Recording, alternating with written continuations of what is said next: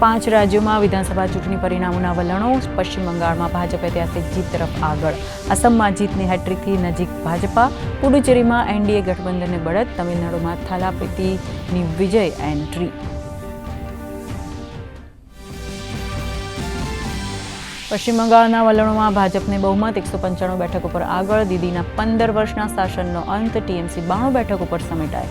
ભવાનીપુરથી મમતા આગળ. નંદીગ્રામથી ભાજપના સુબેન્દુ અધિકારીને બળત. મતગણતરી દરમિયાન હિંસાના અહેવાલ.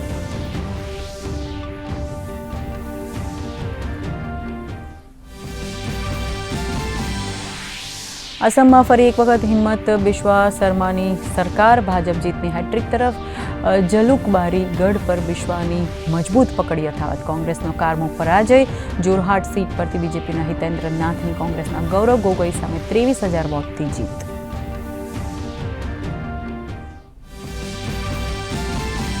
તમિલનાડુમાં ત્રિશુંક સરકાર રચવાના એંધાણ. એક પણ પક્ષને બહુમતી નહીં. અભિનેતા વિજયનો પક્ષ ટીવીકે 106 બેઠકો પર આગળ.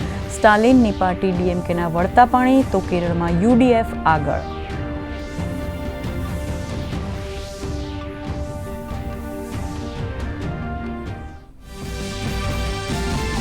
પશ્ચિમ બંગાળ, અસમ અને પુડુચેરીમાં એનડીએની જીત પર દેશભરના બીજેપી કાર્યાલયોમાં જશ્નનો માહોલ. યોગી આદિત્યનાથે કહ્યું, યશસ્વી નેતૃત્વ અને લોક કલ્યાણકારી નીતિઓ પર દેશવાસીઓને અતૂટ વિશ્વાસ.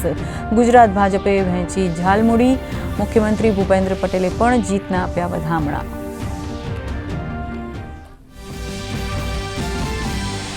ઉમરેઠ પેટા ચૂંટણીના પરિણામોમાં ભાજપનો દબદબો યથાવત. સ્વર્ગસ્થ ગોવિંદ પરમારના નિધન બાદ ખાલી પડેલી બેઠક પર પુત્ર હર્ષદ પરમારની મોટા માર્જિનથી જીત. મતદાતાઓનો ભાજપ પર વિશ્વાસ અકબંધ. કોંગ્રેસે ફરી એકવાર ઈવીએમ ગડબડીનો આલાપ્યો સૂર.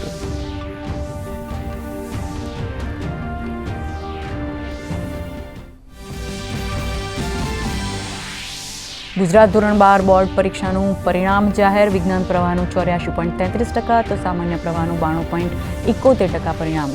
સાયન્સમાં મોરબી 94.85% સાથે સૌથી વધુ પરિણામ ધરાવતો જિલ્લો. બનાસકાંઠાનું કુંભારિયા કેન્દ્ર પ્રથમ સ્થાને, તો સામાન્ય પ્રવાહમાં ડાંગ આવા સૌથી વધુ પરિણામ ધરાવતો જિલ્લો. ચોમાસામાં સાર્વત્રિક અને ભારે વરસાદના પરિણામે રાજ્યના મુખ્ય જળાશયોમાં પૂરતું પાણી. મુખ્ય ડેમોમાં કુલ 59.75% પાણીનો જથ્થો ઉપલબ્ધ. સૌથી વધુ 59%થી વધુ પાણીનો જથ્થો મધ્ય ગુજરાતના જળાશયોમાં છે. સરદાર સરોવરમાં 72%થી વધુ જળ સંગ્રહ.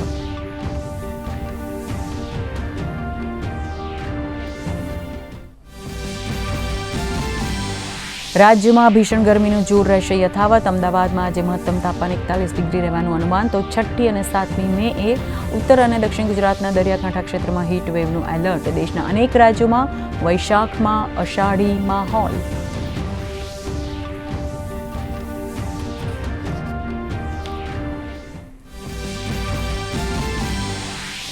વિધાનસભા ચૂંટણી પરિણામે પગલે ભારતીય શેર બજાર ખુશખુશાલ. સેન્સેક્સમાં 355 આંકનો ઉછાળો. નિફ્ટી 24,200ની સપાટીને પાર. ફાર્મા, પીએસસી, ઓટો શેરમાં લેવાલી. સોનામાં પીછેહઠનો દોર અને ચાંદીમાં જોવા મળ્યું દબાણ.